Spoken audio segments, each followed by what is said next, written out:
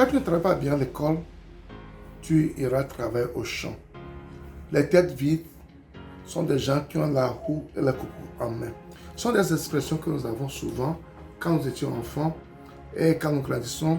Et je pense qu'il y a encore des gens qui ont ce genre d'expressions actuellement. Ces expressions font que les gens méprisent l'agriculture. Les gens n'aiment pas du tout l'agriculture.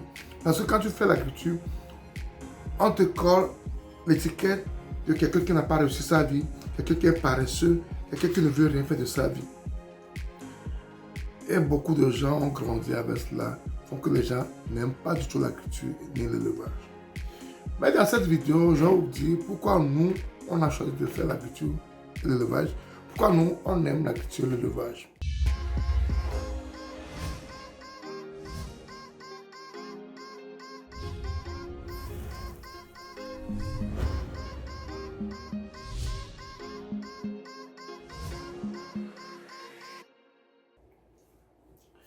L'agriculture et l'élevage est un domaine noble. Normalement, tout le monde doit manger. Malgré tout, tout le monde doit manger. Peu importe qui tu sois, tu dois manger. L'agriculture et l'élevage, nous le faisons par devoir. Nous, on a choisi de faire l'agriculture et l'élevage par devoir pour pouvoir aider les gens. Malheureusement, pour nous, pays africains, la plupart des gens délaissent l'agriculture pour les campagnes, là où on fait l'agriculture, les villages pour aller dans les villes. Ils délaissent les campagnes, les villages pour aller dans les villes, pour faire des taxis-motos, pour faire de petits boulots. Ça fait que la production africaine n'est plus au rendez-vous. Ce que les gens produisent n'atteint plus la demande. Et malheureusement, avec un continent comme le nôtre, où on a tout, on a le soleil, on a la pluie, on importe de la nourriture. On importe ce qu'on va manger en Afrique. Et Dieu seul sait ce qu'on importe. Dans quelles conditions ces produits ont été faits et dans quelles conditions on importe ces produits pour nous Africains. Vous n'êtes pas sans savoir que des fois, ce qu'on consomme en Europe, aux États-Unis, n'est pas la même chose qu'on consomme en Afrique. Ce qu'ils fabriquent en destination de l'Afrique est différent de ce qu'ils fabriquent pour eux-mêmes. Je vais prendre pour exemple Nestlé, le lait Nestlé, en poudre par exemple.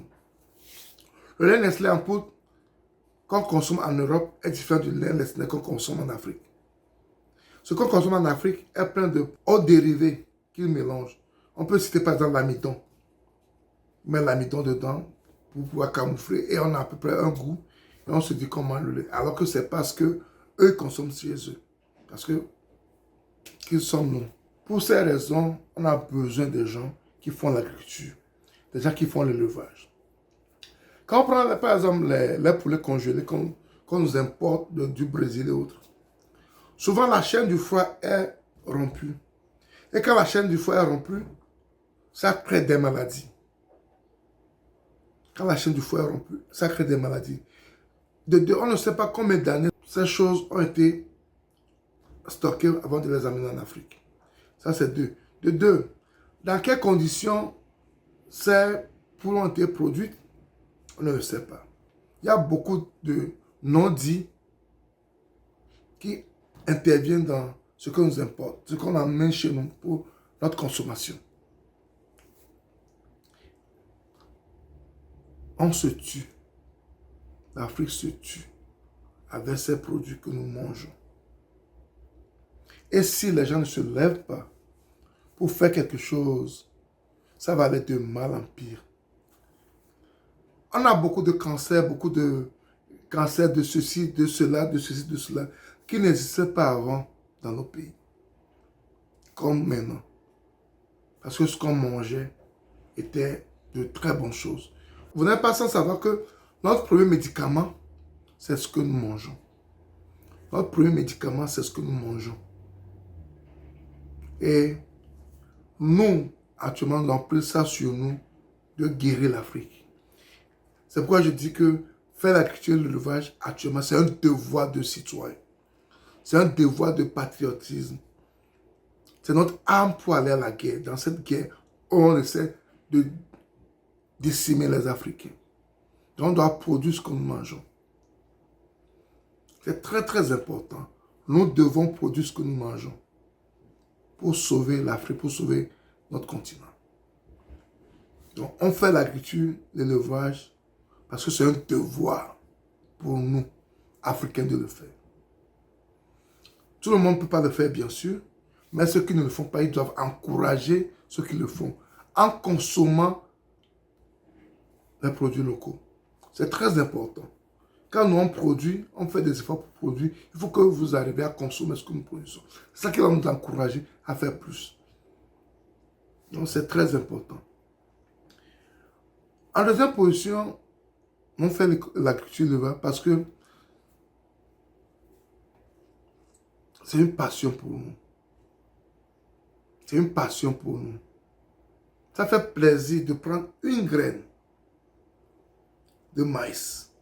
En creusant le main, on le voit grandir jusqu'à ce que ça se multiplie en plusieurs épis et avoir beaucoup de maïs. C'est une joie. C'est comme voir son bébé grandir, venir à maturité et quitter la maison. Donc c'est une joie, c'est une passion. Voir une poule que vous avez achetée avec un coq qui s'accouple, donne des œufs, la poule coule les œufs, après un temps, vous avez des poussins qui grandissent, ainsi de suite, et le cycle continue. C'est une passion. Avoir une chèvre et un bouc qui s'accouplent, elle est gestante, elle donne des petits qui grandissent, c'est une passion. On aime voir ça. On aime voir la nature, la verdure. On aime rester à l'air libre, échanger avec la nature, échanger avec nos animaux. C'est une passion. On aime ça. Et c'est un métier noble. De se dire que celui-ci mange grâce à moi. Se dire qu'on nourrit les autres. C'est un devoir. On fait l'agriculture parce qu'on aime l'agriculture, parce que c'est une passion pour nous. Et en troisième position, non pas des moindres, c'est l'aspect économique. Quand tu fais bien l'agriculture et l'élevage, elle nourrit son homme. Elle nourrit son homme. Le problème, c'est que avant, on le faisait d'une manière archaïque. Tout le monde ne peut pas du jour au lendemain moderniser son agriculture, mais il faut essayer de l'adapter, de changer la manière dont on le fait, d'apporter un plus, d'apprendre des autres qui font mieux. Il y a des gens qui sont dans le domaine avant nous. Il y a des gens qui essaient d'améliorer ce qu'ils font. Il faut essayer d'apprendre chez eux et d'améliorer ce que nous faisons. Et surtout la transformation. Quand on arrive au point où on peut transformer ce que nous produisons, nous allons faire un plus grand, un plus-value important sur ce que nous faisons. Donc, il faut arriver à pouvoir transformer. La transformation est la clé. Quand tu es dans l'élevage également, il faut arriver à transformer la charcuterie et autres. Donc c'est très important. L'agriculture nourrit son homme maintenant. Dans ce monde où nous sommes actuellement, l'agriculture nourrit son homme maintenant plus que jamais. Maintenant plus que jamais.